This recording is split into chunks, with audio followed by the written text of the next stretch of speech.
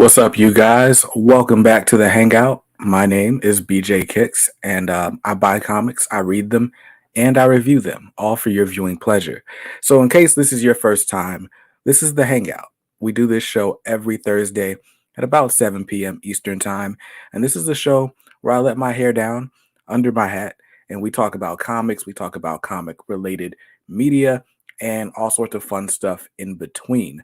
So, if you're watching this on the replay, thank you. Hopefully, you can catch us live. Maybe next Thursday at 7 p.m. would work better for you. And if not, that's all good. But if you're here in the chat, go ahead and say what's up so I can greet you appropriately. My man James is here with the bat emojis because, yes, we are going to be talking about some Batman tonight, among other things. So, tonight, we are here. Oh, Tim's here. What's up, Tim? Tim's got his Joker emoji next to his face, and I've got my Joker shirt on. That Joker next to Tim's face or Tim's name just identifies him as a member of the channel family. But yeah, tonight we are talking about the DC Comics universe, basically. I've been spending like the last week and a half or so getting caught up on DC books. I'm not all the way caught up, but what I've been doing is just taking them one title at a time and reading all the way up to current.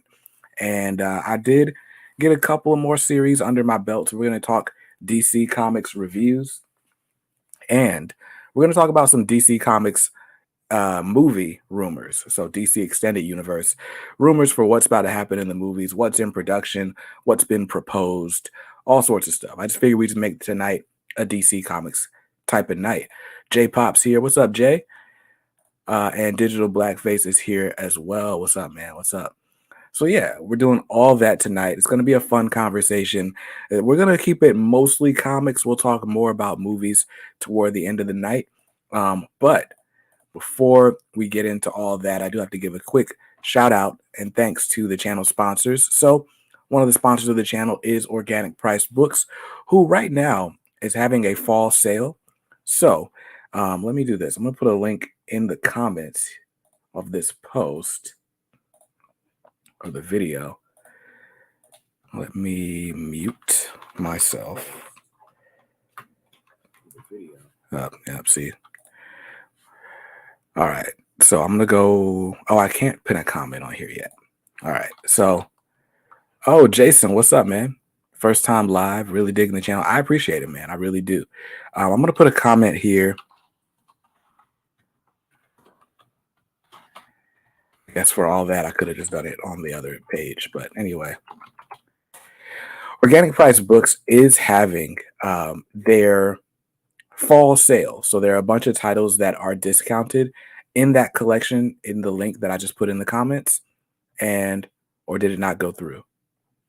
Oh, it didn't, because I'm logged into the wrong account and it's going to block links in the chat. So give me a second. Now the link is there. Anyway, links there now. But anyway, Organic Price Books has a huge selection of books for sale, and several of them in that collection, at the link that I just posted, are they're discounted an extra 15% with no extra code or anything needed. Just click on that link and shop till your heart's content. There's a lot of stuff there.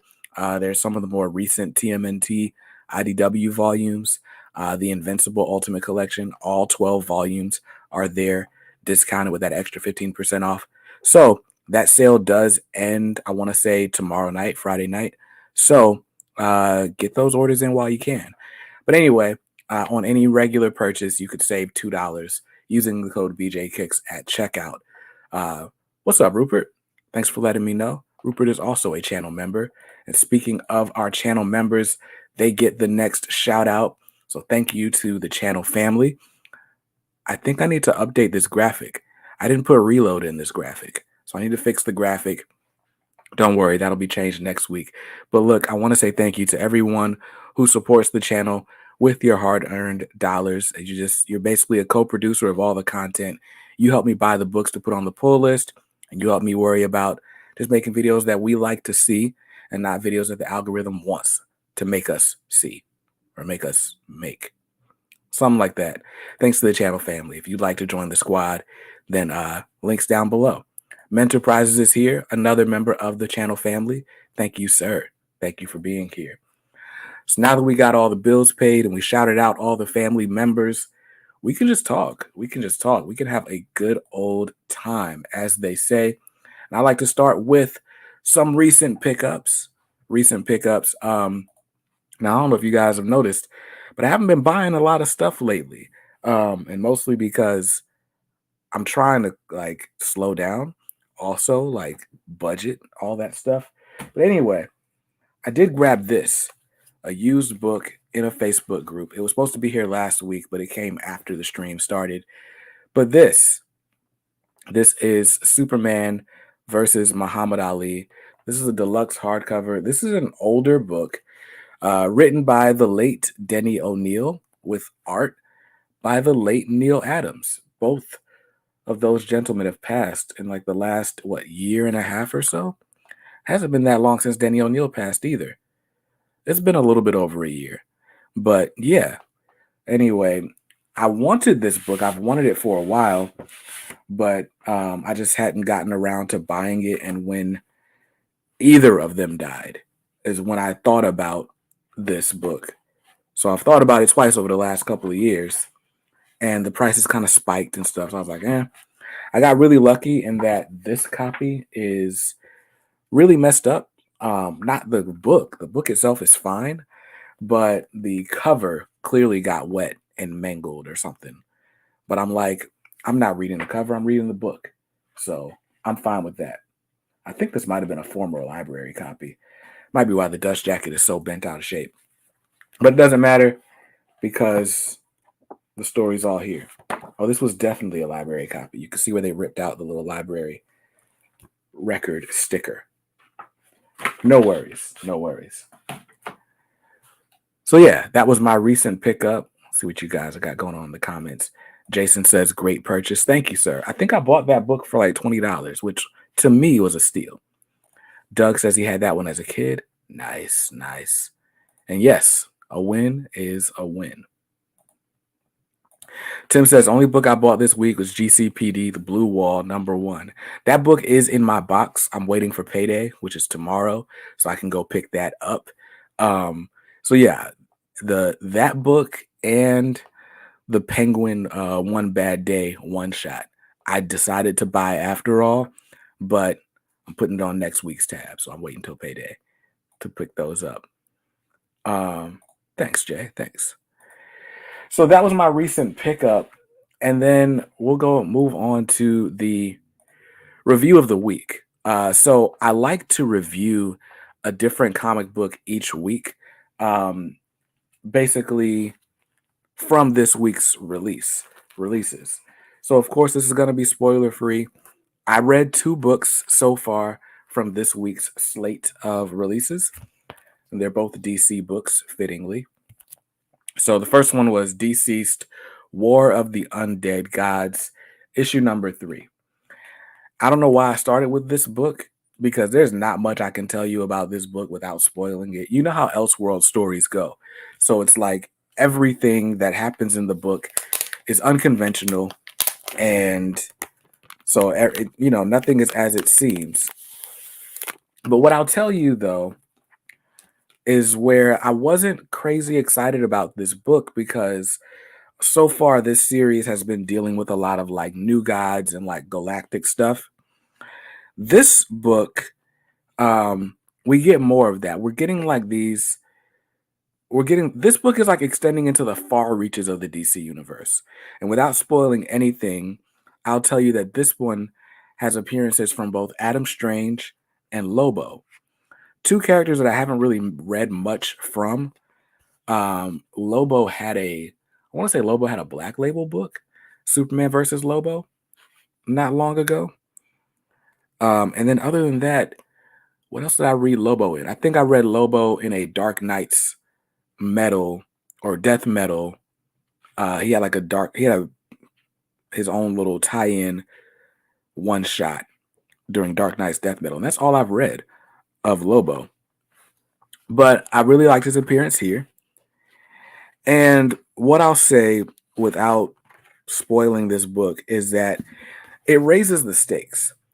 This being like basically the third act of the whole deceased saga, it seems easy to sort of guess what may be happening or where we're going to end up at the end of this series. This issue is where it kind of all gets subverted, in my opinion. We learn basically that the real threat is larger than anything we've seen or that we've conceived of since the Deceased trilogy started, what, 2.5 years ago or so. And by golly, they've hooked me. Just when I was saying, okay, this one I'm not as excited about because it's going in a territory that I'm not as familiar with, blah, blah, blah, they upped the ante. So, yes, there are still characters that I'm not as familiar with in this book. There are forces that I'm not as familiar with that they're dealing with in this book, but they just made it super exciting. And there's only 4 more issues until the end. So, yeah, somehow the deceased threat just got a lot larger. That's all I'll say. I so risk spoiling these books when I review them. So I'm gonna give Deceased War of the Undead Gods number 3. It's an 8. It's an 8 out of 10. A pretty good comic book.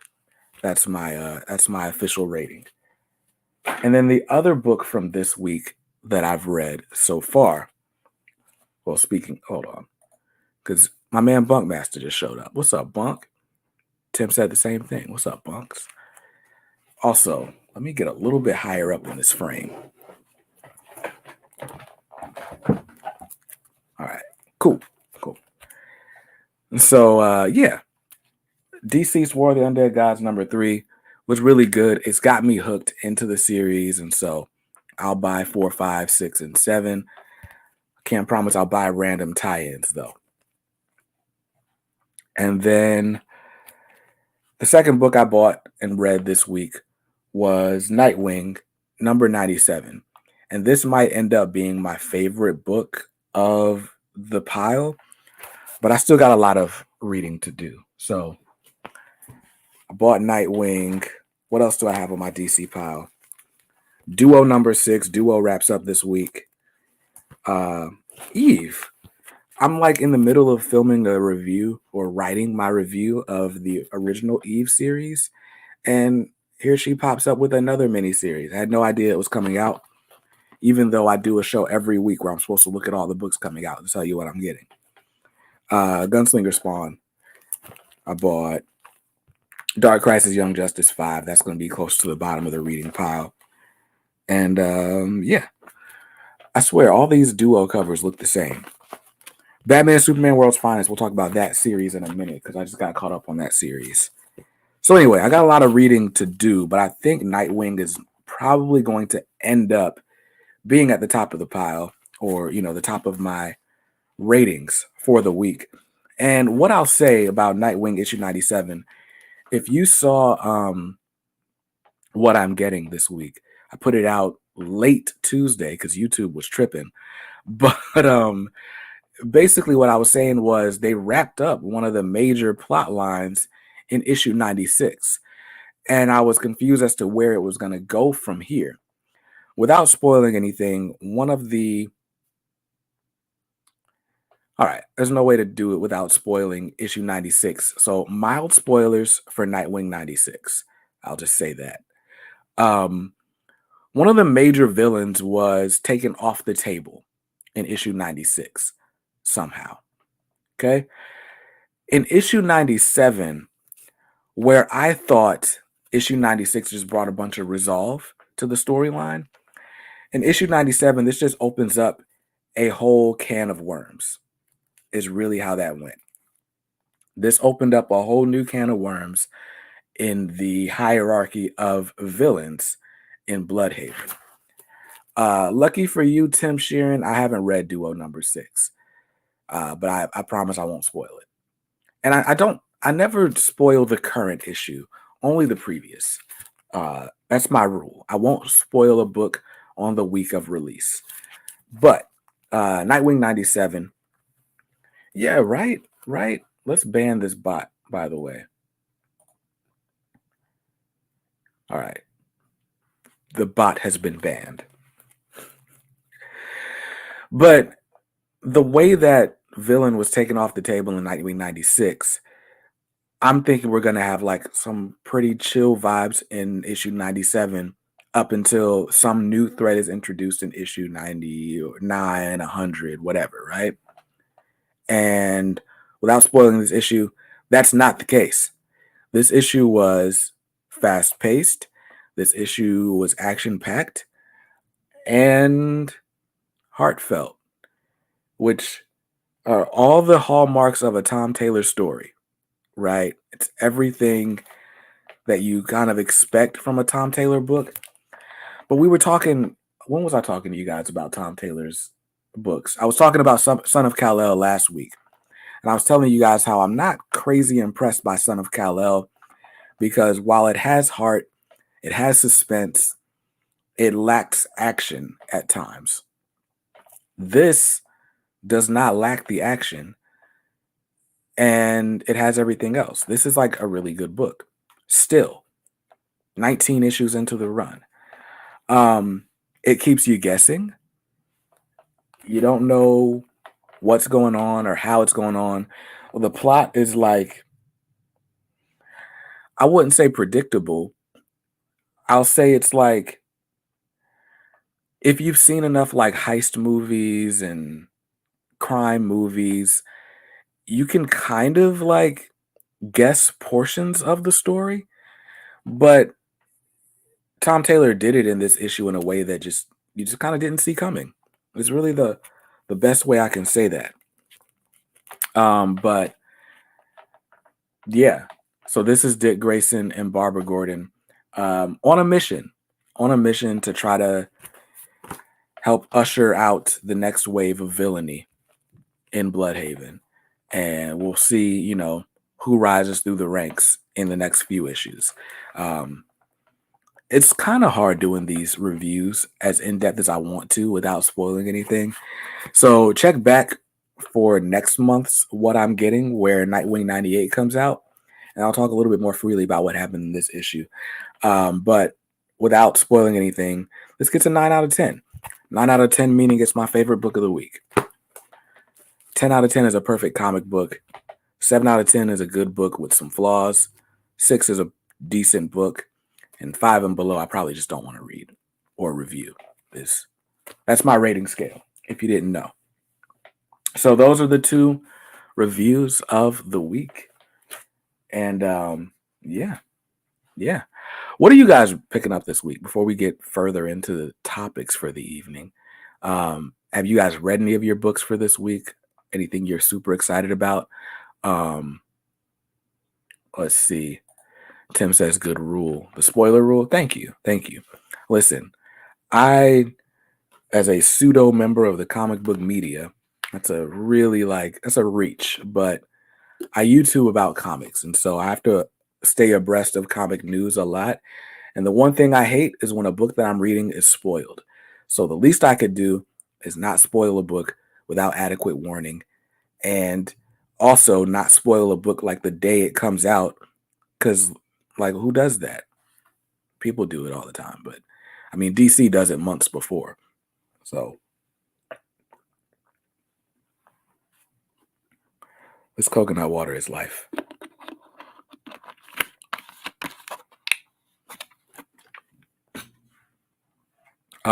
Yeah. So, yeah, I'll try not to spoil anything. And I think that brings me to tonight's topic. And that is catching up on DC Comics. So DC Universe launched their Ultra tier in the DC Universe Infinite subscription service. And what that means is, or what that gets you is access to books just 30 days after the physical is released. And so for me, What that has meant is I can like retire my to read pile. My to read pile, which is like stacks upon stacks of books that need to be sorted and organized and bagged and boarded and eventually put away in short boxes. They're mostly DC books. And now all those books can find their way into the short boxes. I have a rule. I won't put a book in a short box if I haven't read it yet. Like if it's an ongoing book that I actually plan on reading, I will leave it out indefinitely. And what that's supposed to do is trigger my mind to say, oh, in order to clean this up, you got to read it. But instead, it just means there's a mess in my office at all at all times. But anyway, I've been going through and reading all the back issues that I've been missing out on in DC Comics because there are several instances where I'm missing issue 2 of a series, and so I can't read issues 3 through 6 until I find issue 2, and so on. So I've been catching up on DC Comics, and tonight I'm going to spend a pretty good portion of the night reviewing all the series so far up until their last issue. So if you got a book that came out like this last month or so, I won't be spoiling the most recent issue, but I will be giving my overall non-spoileriest or mildly spoiler, I don't know, mildly spoiled thoughts on the series so far. Austin says it's been a heavy video game week for me, so plenty of reading to catch up on when the time comes. Word. Somebody was just asking in the Discord if I was planning on buying the Gotham Knights video game. And the answer is no, because I find ways to fill up my calendar. Like, we talked about recent pickups. I didn't even talk about like that stack of shoes right there, right? And I started this whole side quest or side project of a channel as a way to like eventually get some money to coming in for this channel because my revenue was drying up in other places, right? I'm thinking, oh, I'll do like 4 or 5 reviews a month. Well, you get a stack of stuff sitting over there and you got to review it like as quickly as it comes in the mail. Yo, what the heck? I thought we had banned this bot. Could somebody help me out and ban the bot? Are there any mods in here? All right. I'm going to make bunk. All right. I got to log into YouTube from a different spot. Give me a second. Got to be an administrator and do administrative things.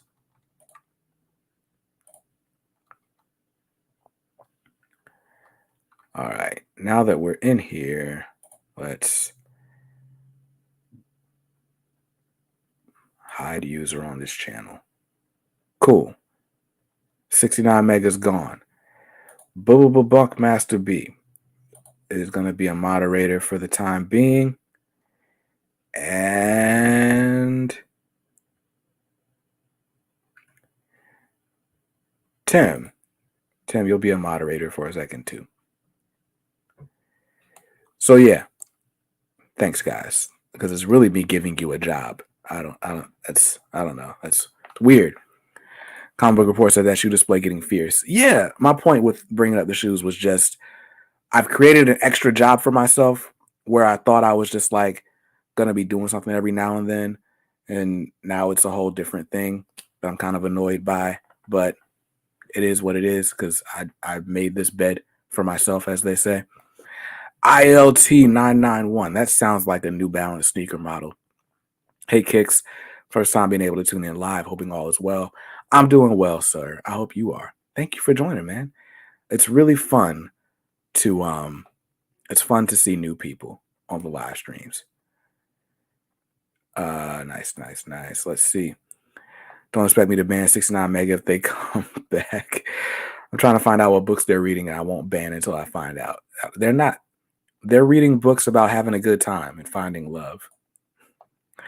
Comic Book Report says you got great to spill out of you with all these epic channels.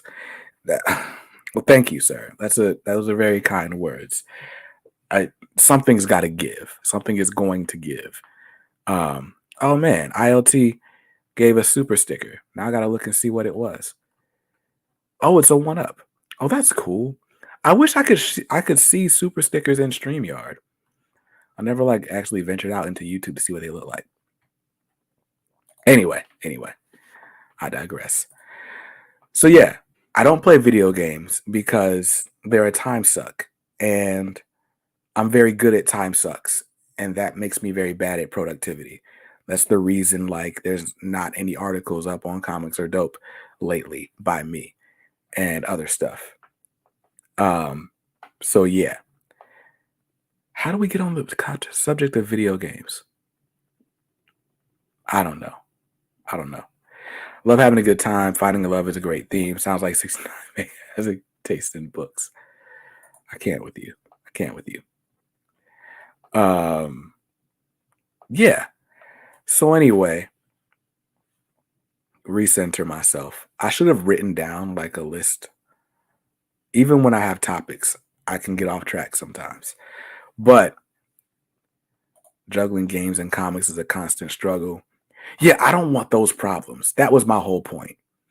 I'm trying to simplify my life in a way that I have plenty of time to read comics and I have time to review comics. And also, I have money to buy comics, right? And so it's been the extracurricular activities that I've been engaged in to add to the comic budget that's been taking away from all this other stuff. So yeah. Interesting stuff. Yeah, and if I added video games to that, I would just be sitting playing video games. I bought the Tony Hawk game, and then I spent like 3 days just playing that Tony Hawk game, and I was like, all right, let me just hard cut off. Tim says, I can gladly say I'm collaborating with Zag and we're working on a comic together. So if you're not familiar, Zag, is her name Zag Comics? Zag is a member of our Discord community, the K Squad. There's a link in the description of this video to join, by the way. But Zag is a member of our community. She's been in the chat, in the Hangout a few other times before. And she's a tattoo artist who also aspires to do like commercial comic book art as well. Her art is really good. And if you go to the K Squad in Discord, you'll see where she's posted her fan art there. And yeah, it's really good. And Tim, aspires to be a writer or is a writer. I feel like if you write something, you're a writer, whether it's published or not. But anyway, Tim's writing a comic, and it looks like Zag's going to be his collaborator on that comic. So I'm excited to see what comes out of it. A long time ago, back when Facebook or when the K Squad was only in Discord, we tried to get together a K Squad comic book, and we actually put together teams of writers with teams of artists. And it just kind of went nowhere because there weren't enough artists for all the writers, and then deadlines, and then it was a book for free, and nobody was getting paid, even though like nobody was like exploiting the book for sale or anything. It was a labor of love, and people didn't love it as much. And it's just difficult to get a comic off the ground. So I'm really excited to see what Tim and Zag come up with. Bunk says, Tim, that's awesome. I've got a sketch cover she did for me waiting at the post office, picking up on Saturday. Can't wait. Yeah. As soon as I get my money up, I'm gonna get a sketch cover too. Because I need that. Just gotta tough out this fourth quarter. Rupert's taking bids on the variants. That's hilarious. So yeah, that's what's new in these parts. But let's talk about some of the DC comics that I've been getting caught up on. So, and again, I'm not reviewing this week's books for this segment of the show. But we'll start with this one, Batman Superman World's Finest, because I read World's Finest issues 1 through 7 all today, some of it yesterday. And Batman Superman World's Finest is written by Mark Waid with art by Dan Mora. And It's easily one of the best comics on shelves because it's a book that's not like really, I won't say it's not tied in because obviously there are other DC books that are spinning out of this series right now, but it's not bogged down by recent DC continuity. So this feels like I wouldn't go as far as to call it an Elseworlds. It almost feels like watching like Batman Superman Adventures or something, right? It's a sort of classic version of Batman and Superman and Dick Grayson that is refreshing. It's in a very nostalgic type of way. But anyway, the general plot of this series is Batman, Superman, they're teaming up. It starts off with what Poison Ivy is in Metropolis for some reason, and it becomes clear. And so, of course, that's why Batman ends up in Metropolis with Superman. And then, while they're dealing with Poison Ivy, Metallo shows up and stabs Superman with like a kryptonite needle, a red kryptonite needle, and makes it so that Superman's incapacitated. We got to figure out how to fix Superman, and there's a plot that unfolds out of these events where we learn that there's someone else pulling the strings.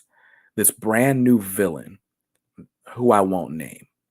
But this new villain who I won't name that's pulling the strings on a lot of these things going on is like an ancient villain.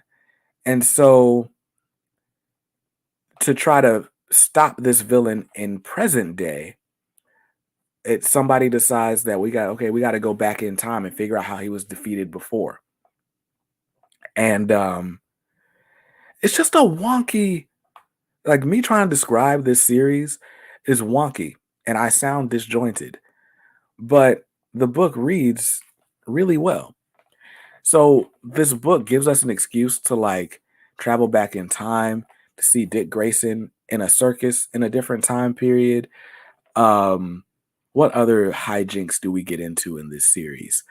At one point, Batman is Dick Grayson's partner in the acrobatics portion of the circus. I, there's no way to describe this book without spoiling every detail. But let me just show you some of the art. And you can like just see why this book is just is really refreshing. Is the best way I can put that.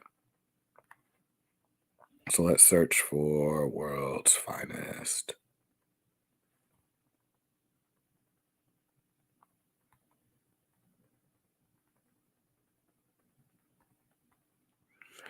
At one point, people were calling this book like the best DC book. And I think a lot of that is just, internet people doing internet people things where they just want to like rail against everything that's happening right now in comic books and say, oh, I wish it was the 90s again. But that doesn't make this book any worse than what anyone is saying. It really is a really good book. And it does feel a lot like a 90s comic book in that like anything can happen and it gets kind of ridiculous. But I mean, look, it's a world where Alfred exists. Like, that's interesting. Superman is, nice blue-eyed Superman. He's not evil. We've got the Penguin dangling Robin like it's an episode of the 1966 Batman TV show. Like, there's a lot to enjoy about this series. There's a lot of there are a lot of in jokes, like jokes between Batman, Robin, Superman. There's one point where Robin is like Robin being Dick Grayson. There's one point where Dick Grayson is like in a different time period talking to some girl. And he's like, yeah, everything's bigger in Gotham or something like that. And he's like clearly flirting with the lady. The Doom Patrol shows up. Like, there's just a lot of different things that happen in this book that are just like super ridiculous. Super ridiculous. And I try not to spoil things. Like I try not to spoil any book that I'm ever reading, but I realize that I'm the one that was behind. And in this case, I'm like 4 months behind. So there's a point where there's a Batman Superman fusion that I won't spoil how it happens, but it happens. Green Lantern shows up. Like, this is just giving us an excuse to like look at all these different aspects of the DC universe. Um, and somehow it's crossing back into the main line DC universe, right? So the reason I got caught up with Batman Superman World's Finest was because there's a new Batman versus Robin series out right now, written by Mark Waid. And the main villain behind that book is also the main villain behind this World's Finest book. And it's pretty good stuff. It's pretty good stuff. The Batman versus Robin book is good. The Mark Waid World's Finest book is also good. So if I had to give it a rating out of 10, I'm probably giving it the series overall through 7 issues, 7.5 to 8. It's really good. Rupert says it's hard for me to get into Superman. In comics, I enjoy darker cinema Superman. So I felt that way for a long time. I'm pretty well documented as a Batman fan above all else. And to me, Superman reads or can read boring. Let me show you the book that actually changed my mind on that. 1 second.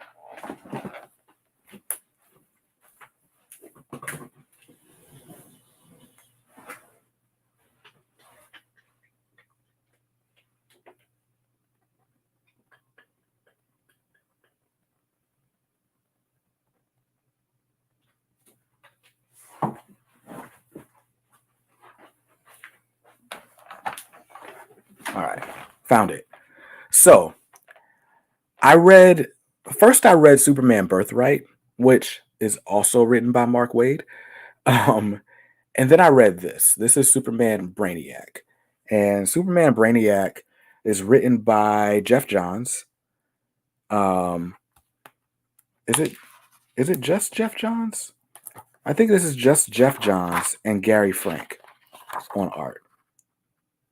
Yeah, Jeff Johns and Gary Frank. And it's a very quick read. I read this like in an afternoon. And it's Superman versus Brainiac, right? And it's funny you say that, Rupert. I always hear Christopher Reeves Superman. I've never watched the Christopher Reeves movies. They just kind of looked boring to me. But Gary Frank's Superman is very much modeled after Christopher Reeve. Like, that's who Gary Frank is always drawing. And the biggest thing in this is that through those two stories, Superman Birthright, probably more so Superman Birthright, but also this, you kind of understand who Superman is and how he's supposed to be read. Superman is supposed to be your favorite superhero's favorite superhero. Superman is supposed to be the gold standard that everyone strives to be, right? And when you get over like the cynicism and the, edgelord type stuff that we all kind of go through that phase. Like, we all go through the phase where Raphael is our favorite turtle. And then some people grow up and it's like, you know what? Michelangelo's pretty cool, right? It's like that. And as much as I like love dark and gritty storytelling, I think it's really cool to see just the hope, really, the hope that Superman brings to the DC universe. Because when you live in a city like Gotham, right, like, it's very easy to be hopeless, even with Batman around, because Batman always leaves the criminals alive, the villains alive. there's like Gotham lives with that undertone that okay, something bad is going to happen. Like it doesn't really matter that Batman's here. And then also Batman operates in the shadows. People don't see him often. He's not like a symbol of hope. He's a symbol of fear. You know what I'm saying? Raphael's still my favorite turtle too. So yeah. For me, I love Raphael. What the heck? What did I do to deserve all of these stupid bots? What happened? This used to be such a great channel where none of these things ever happened. But anyway, oh, it won't let me block. I guess one of you guys already handled it. Thanks, Bunkmaster B. So, yeah. What I've come to enjoy since I started reading Superman stories, and then honestly, since I started reading more comics, I enjoy the light that Superman brings to the universe. Um, I I love a dark and brooding story, as much as anyone else. But I feel like comics are especially dark these days. Like as a whole, there's always some world-ending event, and when there's not a world-ending event, a lot of the comics that we read nowadays are like kind of dealing with, real world issues. And so where sometimes you could escape into a comic book, like that's a thing. Nowadays, even the comics that you escape into can feel like the real world, and that can be a drag. So, what I like when I'm reading a Superman book is that Superman is going to be like this super idealistic figure, and he's going to inspire everyone around him, and he's going to save the day. And sometimes that's all you want in a good superhero book. So, yeah, that's how I read Superman. And this is not me being like, all right, now I'm a Superman fan. No, I mean, I appreciate Superman. I'm still Team Bats all day, but I'm not a Superman hater in the way that I once was. That's what I'll say. C. Rook says, I always liked Superman comics more than the show and movie versions of him. Word. Yeah. I I never really got into Superman the animated series. I think Batman the animated series is like top 2 cartoons of all time. And I'm honestly just being generous saying top 2. It's probably top 1 and it's probably not really that close. But I guess if you think long and hard enough, it's cool.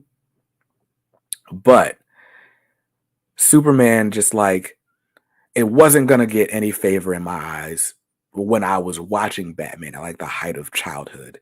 Cause it was just so slow. To me, it was a slow show and it was boring. Um and I never really watched a bunch of Superman movies. I watched Man of Steel. I feel like that doesn't really count. I do like Man of Steel. Um, but I feel like that doesn't really count as a Superman movie, especially now that I've read more Superman comics. I would agree. I prefer Superman in the comics to Superman on TV or in movies. Um, Definitely.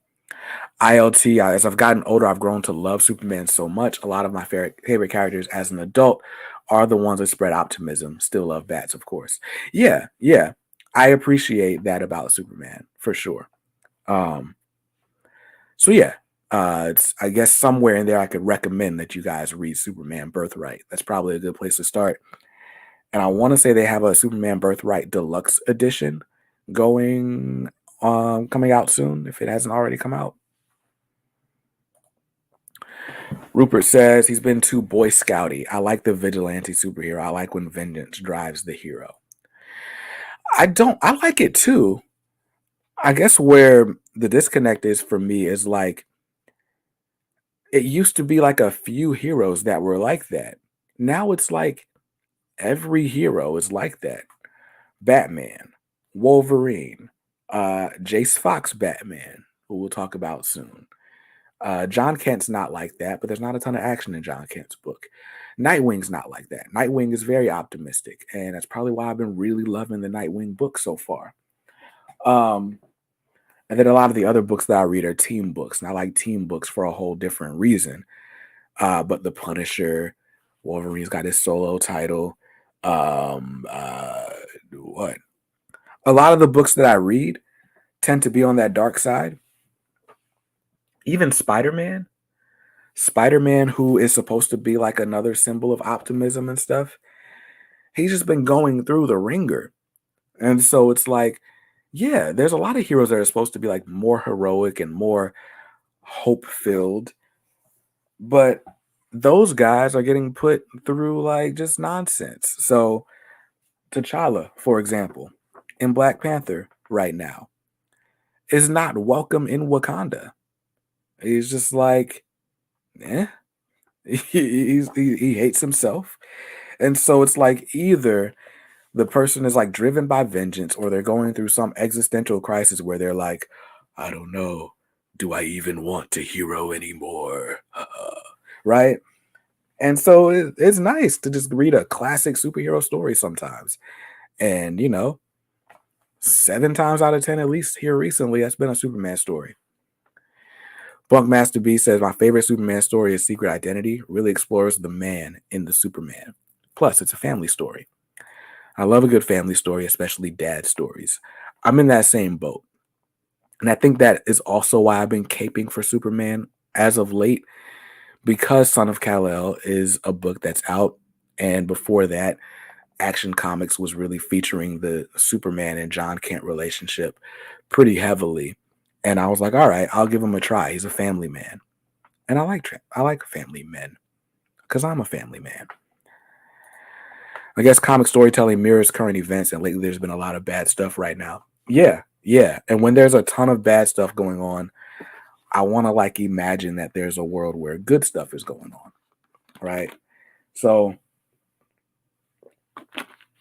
that kind of brings me to the next book that I want to talk about, which is I Am Batman. Where'd I put my books?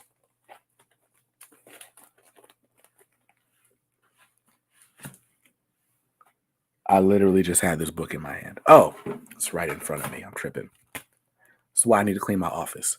So the next series I'll talk about is I Am Batman, right? So I'm not caught up on this series. I've read issues 1 through 9 of I Am Batman. And this week, issue 14 came out. So I still got some more reading to do.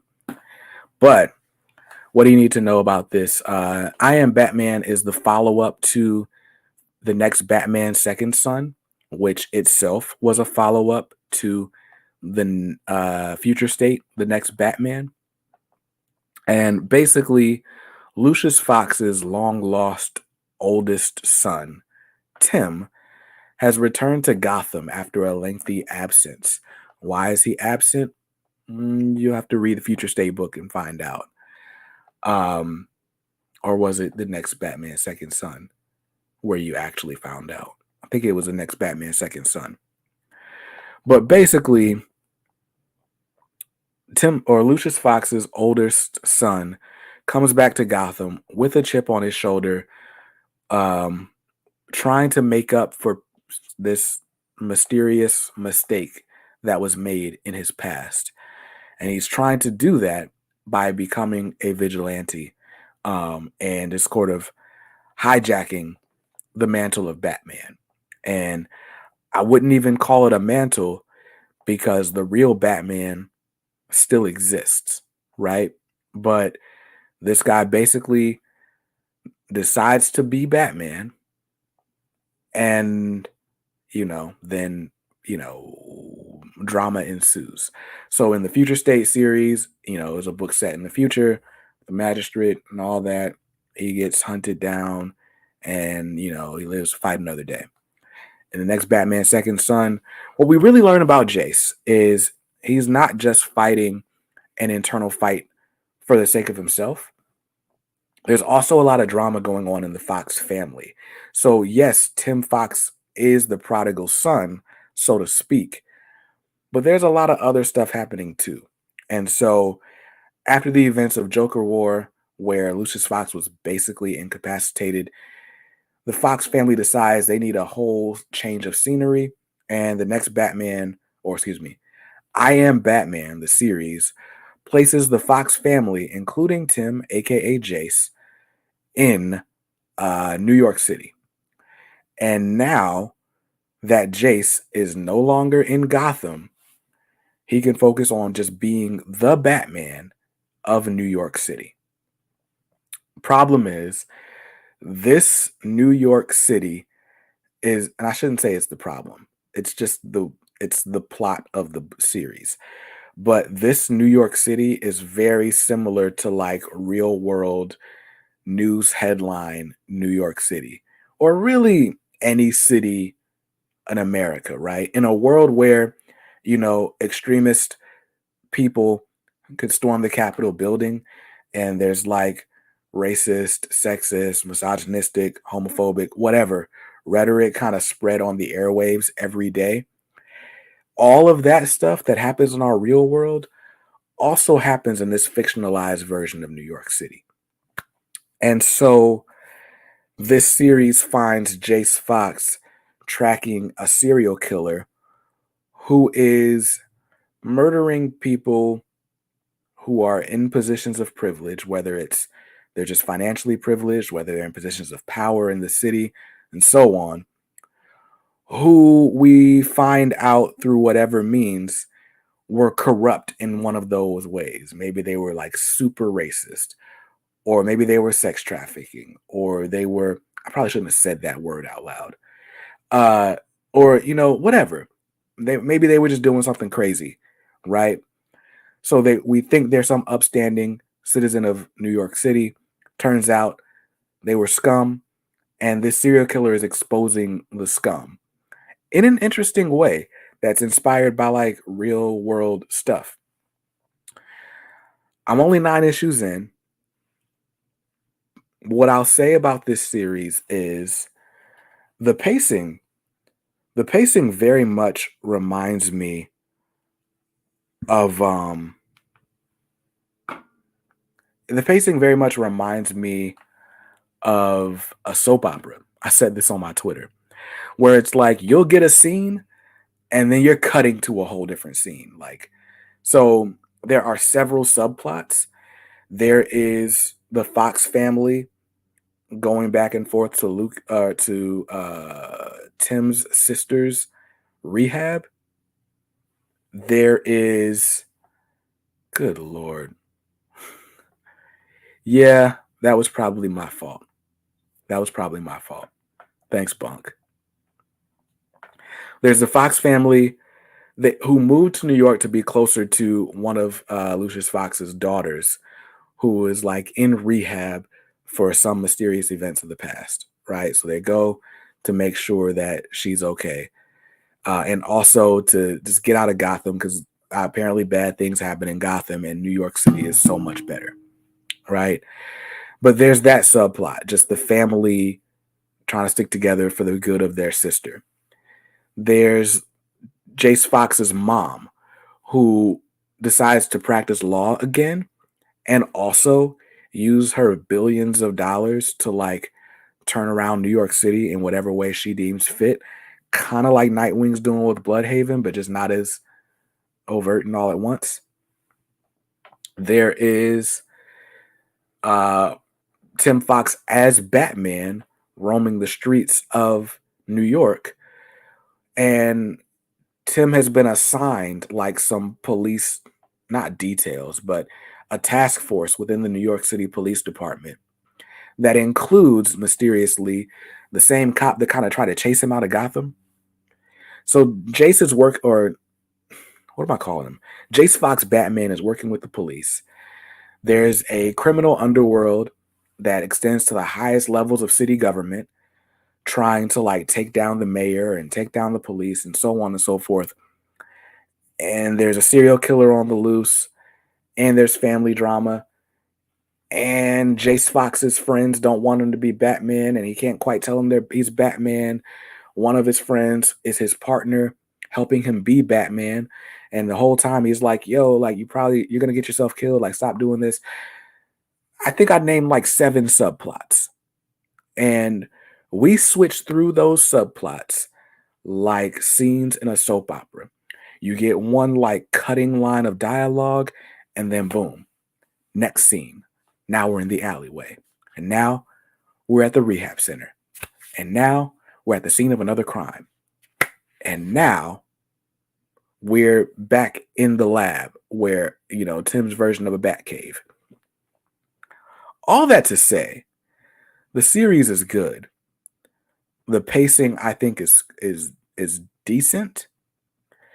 But what really can kind of take you out of the story at times is the fact that the dialogue can be clunky.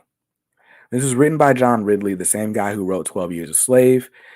It can be argued that John Ridley has a very he has a perspective he's trying to get out in this book, right? And there's like this theme of, racism or all the different gray areas in life, right? Like where all of these sort of isms exist on a spectrum. So there's like a delicate line between, okay, what's a high crime area and what is people being profiled because of their race or their socioeconomic status, right? There's a fine line between, the people that are shouting for law and order and the people that are shouting for law and order so they can lock up people that they don't like, right? It's very much like a sort of play on real world politics, real world conversations that we're having all the time. But also, it's like there are parts where that kind of feel like word vomit in a way. Like there's one scene that I think I screenshot it, or maybe I didn't. But like Tim asks his mom or his sister, "Hey, where's mom?" And she's like, "Oh, she's going to open up a center for recently incarcerated women that'll decrease the recidivism rates among minority and marginalized communities." And I'm like, "Dog, like, is that what a 15-year-old would talk like? Maybe one that's like a super activist 15-year-old, because some people do kind of talk in buzzwords like that." But that moment just felt unnatural to me. And there's stuff like that that kind of just like make you feel like while you're reading a compelling book, you're also reading like, the headlines on whatever news channel you watch today. And I get why that rubs certain people the wrong way, because right now it's like if you don't agree with politics, then you assume that there's some agenda to like force people's politics all over your media or whatever. I don't particularly care, right? Which way a book leans, whether it's a left-leaning stance by a writer, a right-leaning stance by a writer. If it makes sense for the story, it makes sense for the story. In this case, the setting, being a New York City Police Department and all of that, it makes sense, right? We've got, insert buzzword here, in all levels of law enforcement. We finding out different things all the time, whether it's, mass shooters and all these things. We read these manifestos all the time. So we know it exists in the real world. And so why couldn't it exist in comics? And why wouldn't people want their comics to be more grounded in reality? Or why is it that when a comic is more grounded in reality, we feel like it's a bad thing? I get it. I get that part of the conversation. But this book kind of has the "you got served" syndrome, is what I'll call it. There's a scene, if you don't know what "You Got Served" is, "You Got Served" is a a classic urban dance film starring B2K, right? And you know that the whole purpose of the movie is just to watch B2K dance a bunch of times, right? Like that's all you watch the movie for. But there is an actual plot of the movie. There are these two dancers who are trying to make it big as dancers so they can quit and leave their drug dealing past behind. Their drug dealing past can't quite or comes and catches up with them and might derail their dancing futures. But also, these two dancing partners are beefing because one of them likes the other one's sister. right? And at one point, they come to blows in like a Bojangles restaurant or a skating rink or something, whatever, right? And the sister breaks up the fight and literally says, "This feud is stupid, selfish, and affects a lot of people," right? It's like that character like shouts out the whole theme of the book. Like when the dude from South Park goes, "I learned a valuable lesson today." That is what happens in this book at times where it just kind of doesn't need to be there and you don't have to like serve it up so much. That's the only thing that's I would say a drag in this book, if you will. And of course, Born Hitman sums it up very well, more succinctly than I could. So it sounds like really needs to learn or decide to be succinct in the dialogue would make things flow better, be easier to read, and make readers more open to the worthwhile ideas he's presenting. Agreed. Agreed. Agreed. I think when a book is so rooted in real world happenings, you have to be very careful with your dialogue so that the book doesn't feel like a lecture of any sort, right? I don't mean like a finger wagging lecture. I just mean, you don't want it to feel like an after school special. And at times, that's what it sounds like. And clunky bits of dialogue like that remind you that it just takes you out of the story. And so for someone who's reading a comic book, they may already be like, I'd rather read about space aliens fighting or zombies or some mysterious devil figure that was resurrected and reincarnated or whatever. You know what I'm saying?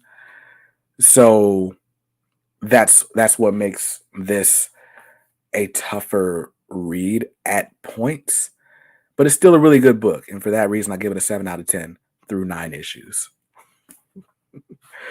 A good book with a noticeable flaw.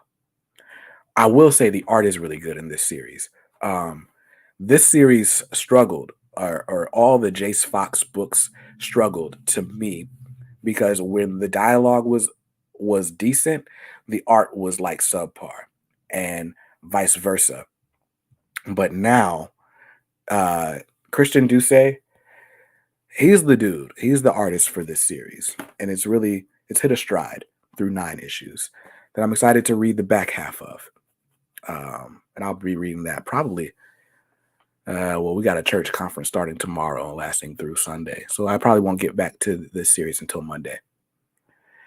Rupert says, "Nice point, Hitman." Yeah, a lot of people are agreeing with you, Hitman, including myself.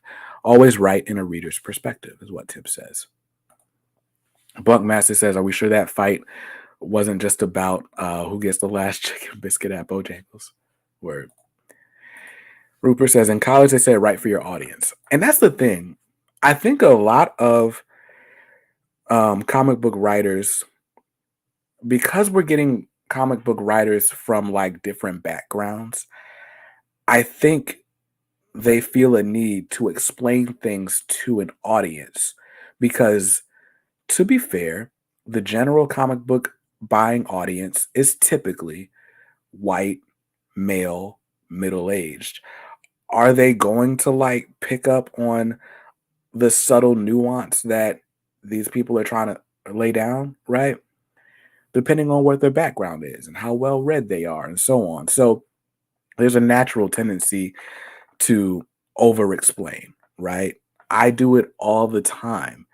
I don't just like read textbook definitions of buzzwords, but if I feel like I'm explaining something that I know a lot about, but the average person wouldn't, then I'll take a bunch of steps back and I'll give examples and analogies and all this stuff. And it's like sometimes you just need to say the thing and then let it be on. Let the thing be the thing and let people catch up to you. So yeah, good book, good series, clunky dialogue at times. What else did I read? What other DC books did I get caught up on? Black Adam. Black Adam is really good.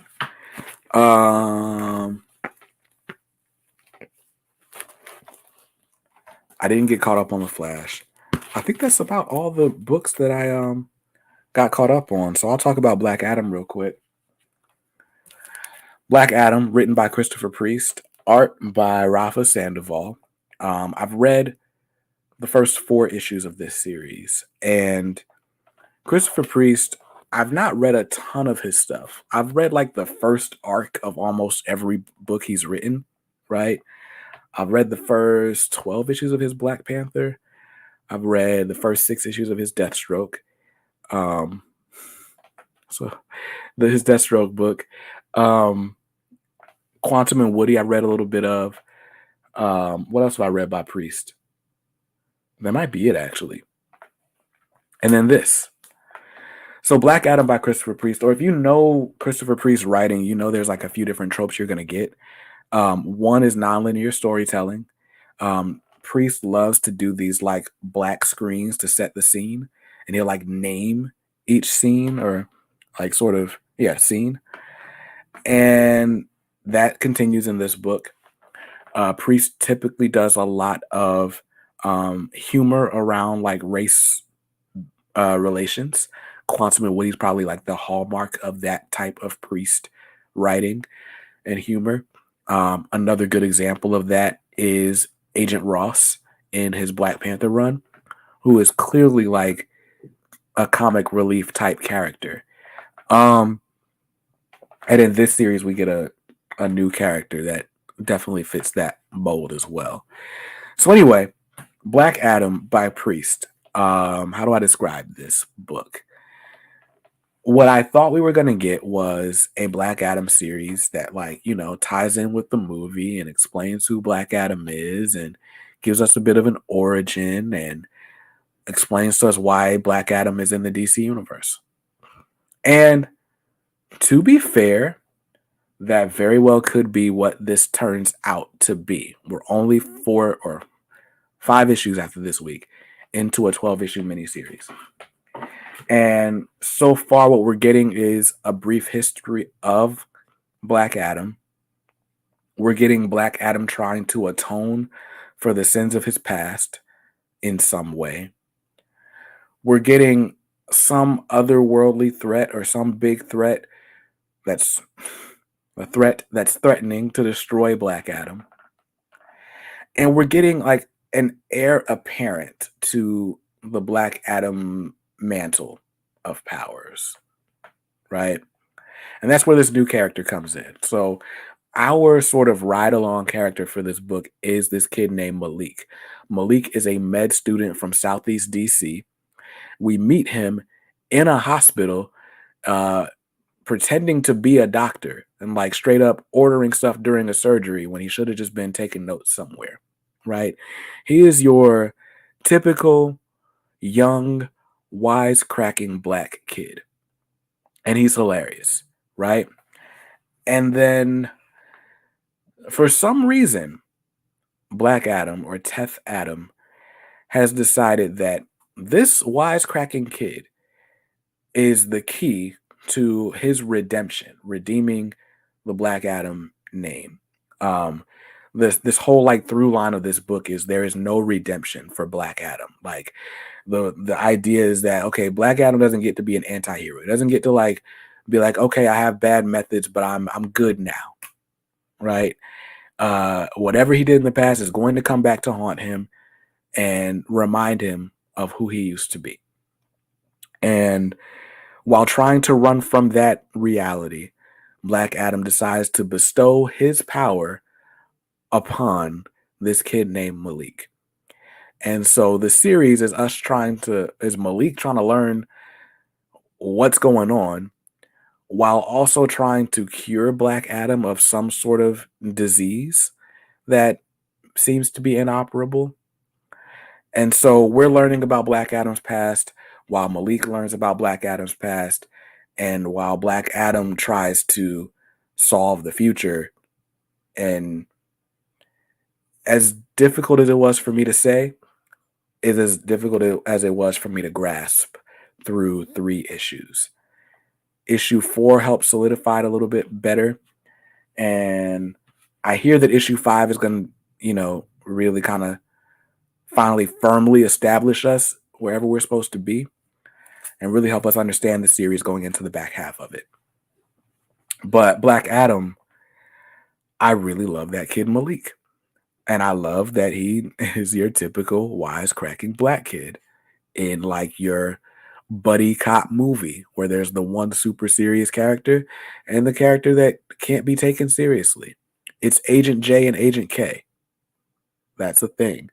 It's I don't know. It's Chris Rock's hamster character in Dr. Dolittle, right? Like it is that type of annoyingly funny kid, but who finds himself in increasingly dangerous situations and is trying to figure them out. And he's from Southeast DC, so he talks like a lot of the people that I know from Southeast DC, the DMV, Baltimore, and so on, right? There's people calling him Mo and Young and all that other stuff. Bama makes an appearance in issue 4. It's just good. It's good stuff. And I really enjoy all the wisecracks. I think that's why I'm in this series for as long as I am. And if I'm not mistaken, they're calling that kid White Adam, which is just also funny. It's very tongue-in-cheek, and I like it for that reason. Thanks, Tim. Appreciate it.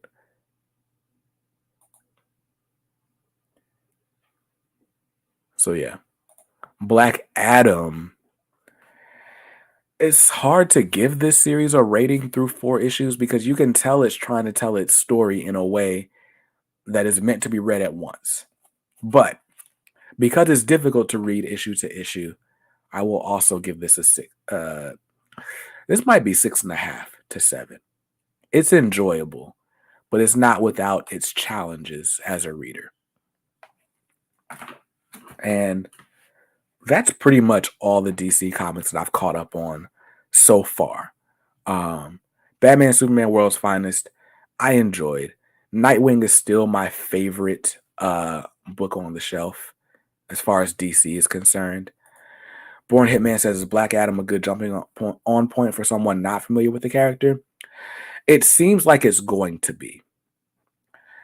Because of the non-linear storytelling, you're just as confused through 3 issues as you would have been going in blind, right? Like, I also bought this because I had never read a Black Adam book. What I can tell you is this is telling the history of Black Adam. It is. It's just not presenting it to you on a silver platter. Like, you're going to have to work to understand this character through 3 issues. But like I said, I think if you pick this up in trade, or if they do a hardcover or whatever of the 12 issues as a whole, I think you'll love it. Or I assume, I haven't read all 12 issues, only 5 are out. But I think you will have a good primer for what makes Teth Adam. Like the actual Black Adam, he is getting his proper origin story and we are learning about his past. So in that aspect, I think it's a fine jumping on point. I think it's difficult to call any Christopher Priest book a good jumping on point because his style of writing is very, saying cerebral seems like it's downplaying the audience, but it's heady. It's heady. It's him telling a story in a way where it's like, I'm not gonna put this out there for you. You got to do some homework. You got to work for this. So yes and no, depending on your reading style. I think it's a good book though. RS3 says I just got back from watching the Black Adam movie, and it's definitely a movie. Is it a good movie? I mean, honestly, I just miss seeing superheroes on a big screen. The last movie I saw in the theater was Thor: Love and Thunder. I wasn't a big fan of Thor: Love and Thunder. I saw the Multiverse of Madness. I saw that on Disney Plus. Black Adam will be my first DC superhero movie in theaters since Batman vs. Superman, which was everybody's last one in the theaters, right? Yeah, I didn't see Wonder Woman in theaters. I saw the first Wonder Woman in theaters. I didn't see the Wonder Woman 2 in theaters, though. But anyway. Tim says, I feel like Oracle from Batman being behind my laptop, banning bots left and right. Such power. Yeah, I really do thank you because that's a difficult job for anyone.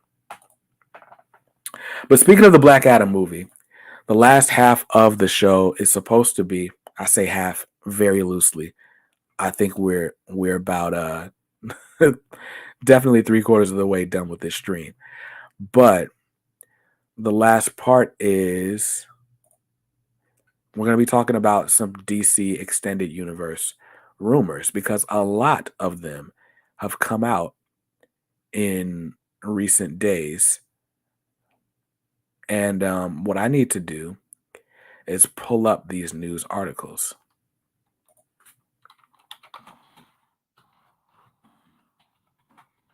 So give me just a moment to pull those up.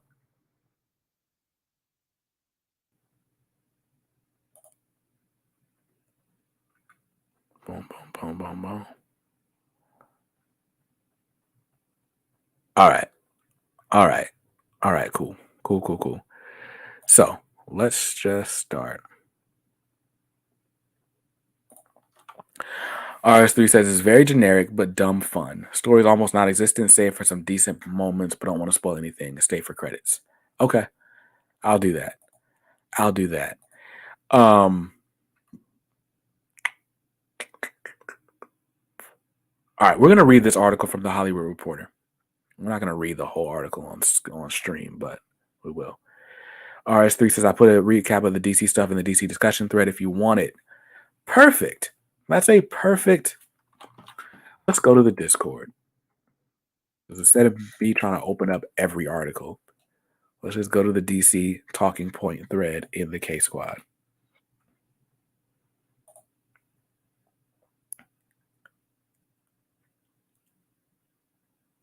Oh, that's hilarious.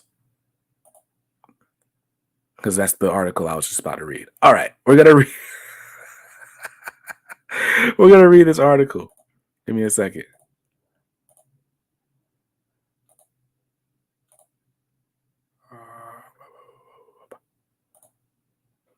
All right. DC is at a turning point. James Gunn pitches a secret movie. Dwayne Johnson flexes the Superman power. And just what is Matt Reeves up to? James Gunn looks like a supervillain. But anyway, with the release of Dwayne Johnson's Black Adam this Friday and DC Films head Walter Hamada quietly ending his tenure in the coming days, DC is charting a course in truly unknown territory. Blah, blah, blah, blah. DC is currently the scene of a secret but dramatic IP land grab among some of the biggest players in Hollywood. The Rock, Dwayne "The Rock" Johnson, is publicly touting his vision for a future Black Adam vs. Superman movie. And he's trying to get Henry Cavill to return as Superman. Matt Reeves is plotting an expansion of the Batman, and J.J. Abrams is also in the mix with his own plan. And Hollywood Reporter can exclusively report that James Gunn is angling for his own new DC project or two. And he just did the Suicide Squad and Peacemaker. So he's got, he should have a pretty favorable ear at DC, as should Matt Reeves, who just made a bunch of money on the Batman, as should The Rock, who has been like single-handedly carrying the DCEU on his back for the last year promoting this Black Adam movie. We'll see how successful he is at the box office this weekend, right? But we know that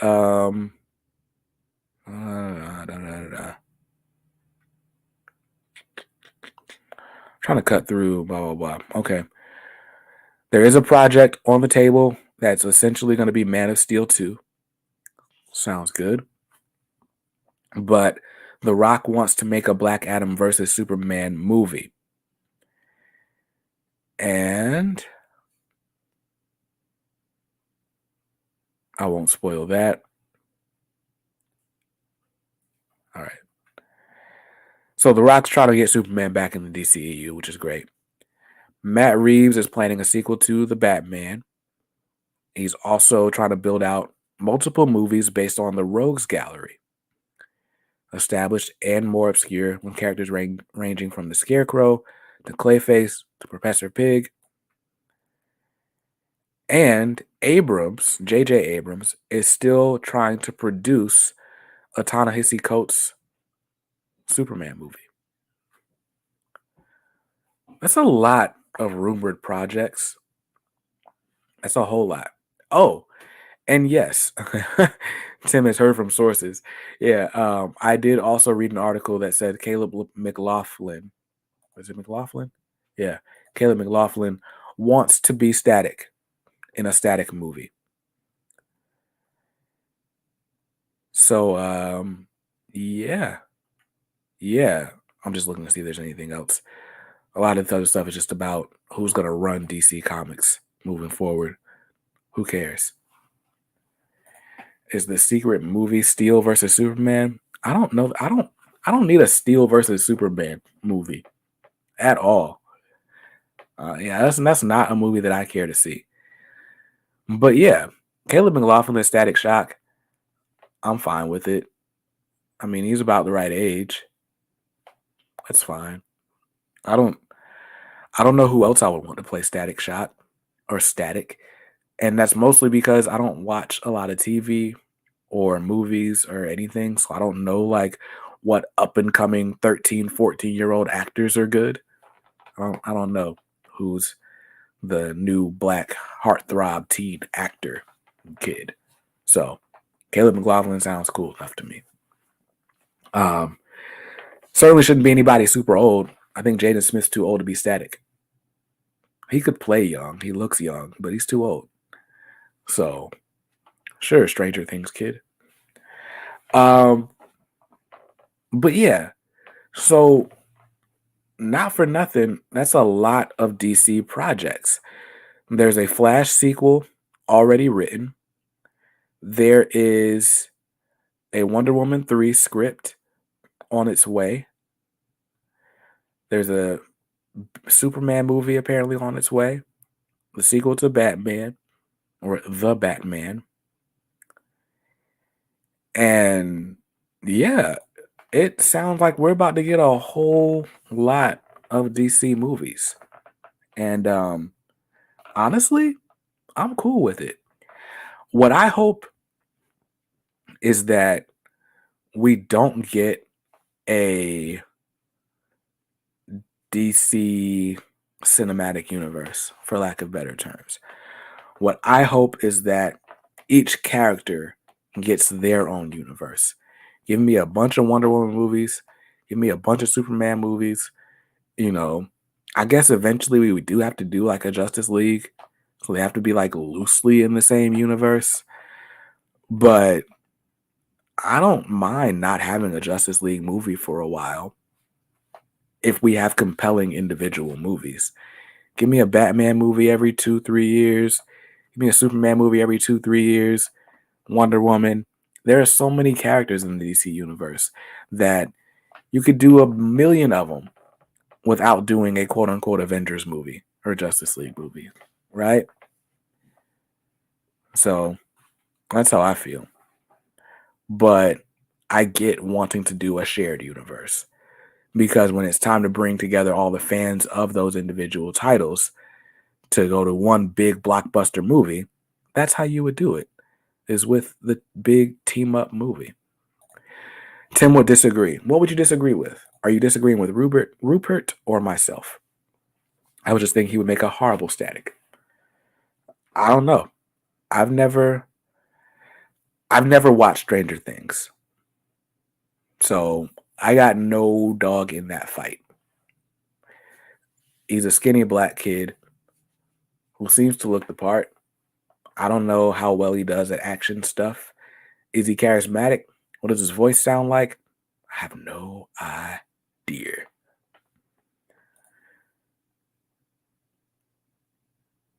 I think it would make it weird and awkward. What, Jaden Smith? I don't think Jaden Smith. Yeah, I think Jaden Smith is too young or too old to play Static. I wouldn't want Jaden Smith as Static.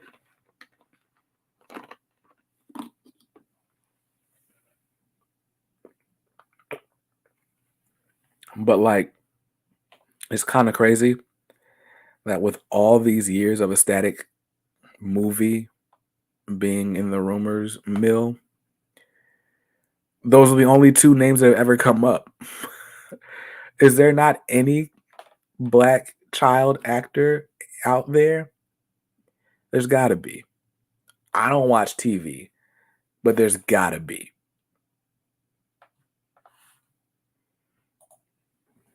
Maybe an unknown gets a great first start at static.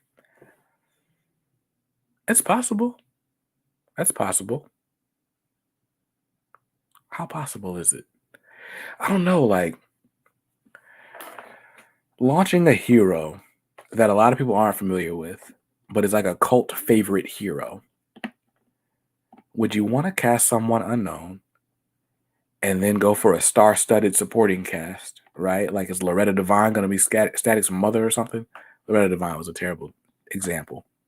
But, you know, do you go for the unknown star and like make this his vehicle for success? Or do you go for someone proven who's going to put butts in seats and sell tickets? That's a question that I don't have the answer to. Probably a difficult one to answer, period. That's why I would not want to be Reggie Hudlin. But Reggie Hudlin's a pro. He knows what he's doing. He knows what he's doing. Give Jaden Smith the role of Ebon. His acting career has been in the dark lately. That's the thing, right? You can go star-studded with the supporting cast, with the villain, right? Who plays... Yo, if Lawrence Fishburne is Robert Hawkins, I'm down for that.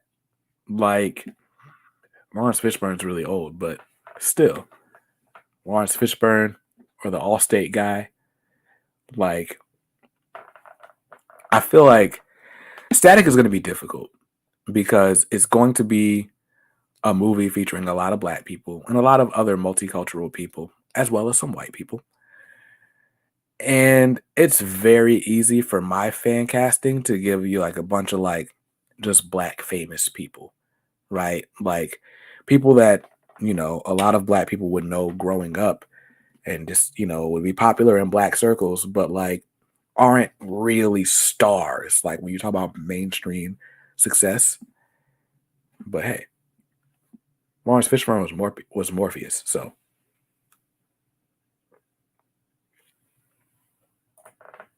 Haha, that's a good one. The Allstate guy. Right. Yeah, you know. Give me the Allstate guy as Static's dad. I think Lawrence Fishburne I'd like better than the Allstate guy. Yeah, it's difficult to start naming people that we know to go in these roles. Because I feel like Black Panther got all the good people. Black Panther got Forrest Whitaker, Daniel Kaluuya, Michael B. Jordan, Angela Bassett. Like what? Like they got all the black people. Like you gotta pull out Bill Duke or something. Like who do you get? Who do you get? Anyway, guys, we've been here an hour and a half, and we could speculate on the DC universe all day and night. My voice is shot because I wasn't drinking the water like I was supposed to. So I'm going to go ahead and wrap this up. But I want to thank you guys for being here on another episode of The Hangout. Thank you for bearing with my DC Comics reviews. I'm going to have more comic reviews this week or next week on The Hangout. I did read a few Marvel books. We're going to talk about Judgment Day and the State of the Judgment Day event. That's probably what we're going to talk about next week because I got thoughts. But until then, hope you saw something you liked in this video.